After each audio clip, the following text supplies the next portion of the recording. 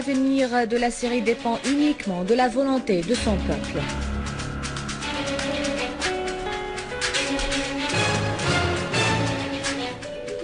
Les Irakiens choisissent leurs représentants aux conseils locaux.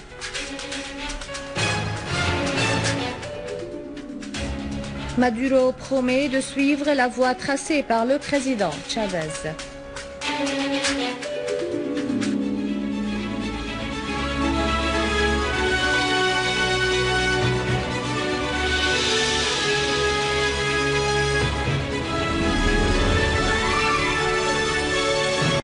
Préciser que c'est la volonté des peuples qui détermine les directions politiques dans leur pays. Il a ajouté qu'il n'est pas logique de donner des perspectives aux évolutions de la crise en Syrie et déterminer son avenir tout en oubliant les choix du peuple syrien. L'avenir de la Syrie sera déterminé par la volonté de son peuple, affirme le ministre iranien. L'Espagne et la Jordanie ont affirmé l'importance de parvenir à une solution politique à la crise en Syrie pour arrêter la violence, assurer la sécurité de la Syrie, sauvegarder son intégrité territoriale et assurer la participation de toutes les composantes du peuple syrien dans le processus politique. Lors de leur rencontre à Amman, les ministres des Affaires étrangères des deux pays, Nasser Joudé et José Margallo, ont mis l'accent sur l'importance d'une coordination continue entre les deux pays sur les différentes questions dans la région, en particulier la situation en Syrie. Les deux parties ont également discuté des derniers développements en Syrie et ses conséquences humanitaires sur la Jordanie ainsi que les derniers développements au Moyen-Orient. À New York, l'envoyé spécial onusien en Syrie, Lakhdar Ibrahimi, a présenté au Conseil de sécurité un rapport sur sa mission dans ce pays. À l'issue de la réunion du Conseil de sécurité, l'Ibrahimi a déclaré qu'il n'y a pas eu de changement sur sa mission.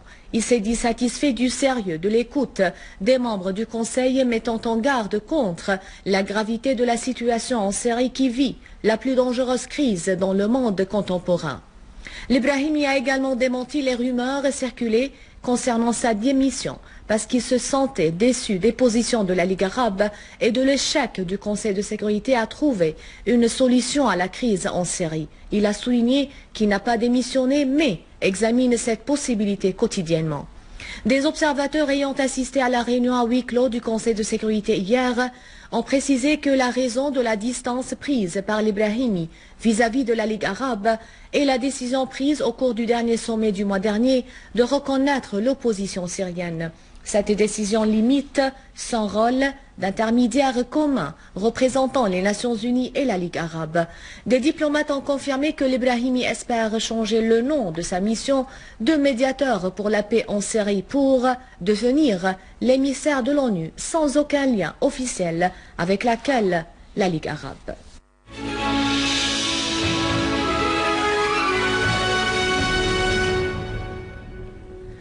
Dans la banlieue de Damas, des terroristes ont tiré des roquettes RPG sur des immeubles résidentiels dans le quartier Al-Dahra, dans la localité de Artouz. L'acte terroriste a fait nombre de blessés parmi les civils et causé de grands dégâts matériels dans les maisons et les services publics dans le quartier.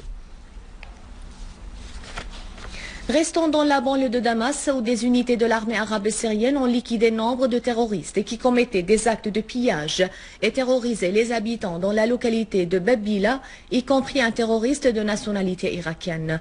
L'armée a également détruit un laboratoire pour la fabrication d'engins explosifs dans la ville Al-Bouaïda. En outre, 50 terroristes ont été arrêtés lors d'une embuscade tendue par l'armée syrienne aux groupes terroristes qui ont agressé les passants sur la route Al-Salou dans la ville d'Al-Husseiniya. Nombre de terroristes a été liquidé, y compris un terroriste de nationalité libyenne. Dans la banlieue de Homs, des unités des forces armées ont mené des opérations spécifiques contre des regroupements des groupes terroristes dans plusieurs régions et localités, notamment dans la banlieue d'Al-Qsayr, leur infligeant de lourdes pertes.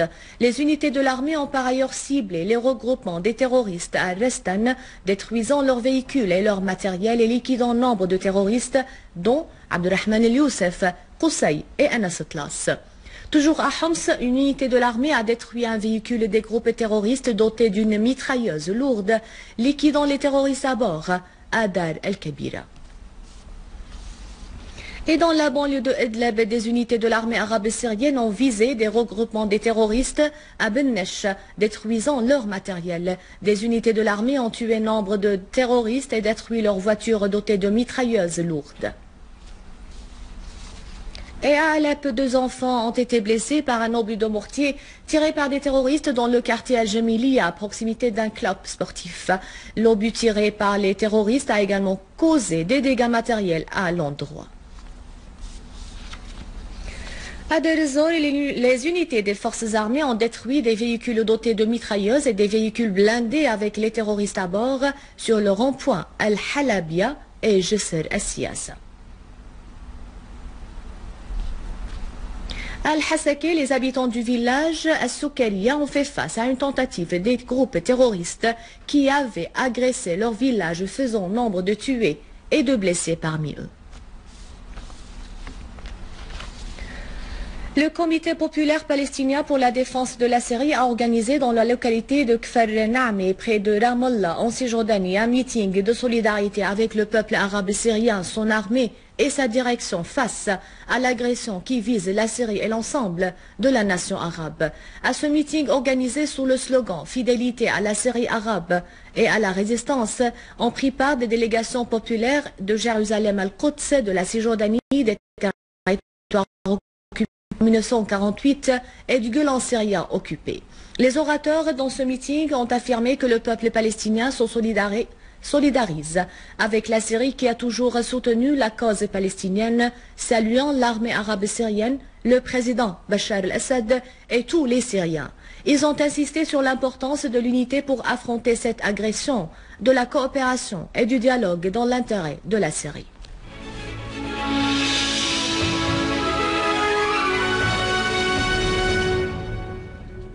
En Irak, les Irakiens ont commencé à voter dans le cadre des élections régionales. En effet, près de 8143 candidats sont en lice pour remporter 378 sièges dans 12 régions.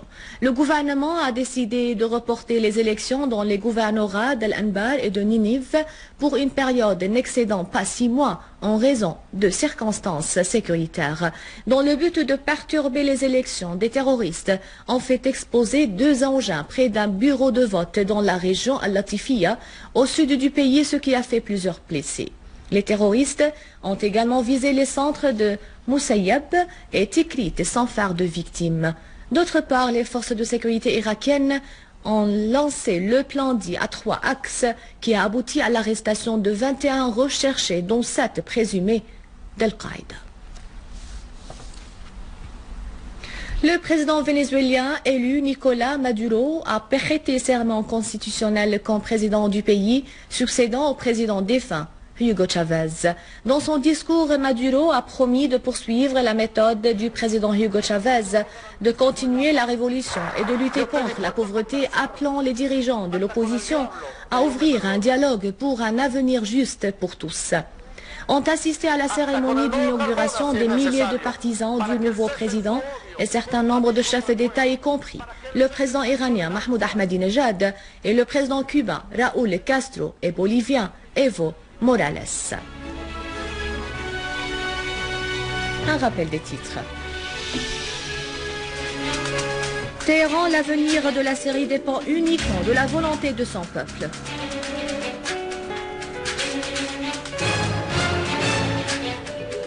Les Irakiens choisissent leurs représentants au conseil locaux. Maduro promet de suivre la voie tracée par le président Chavez.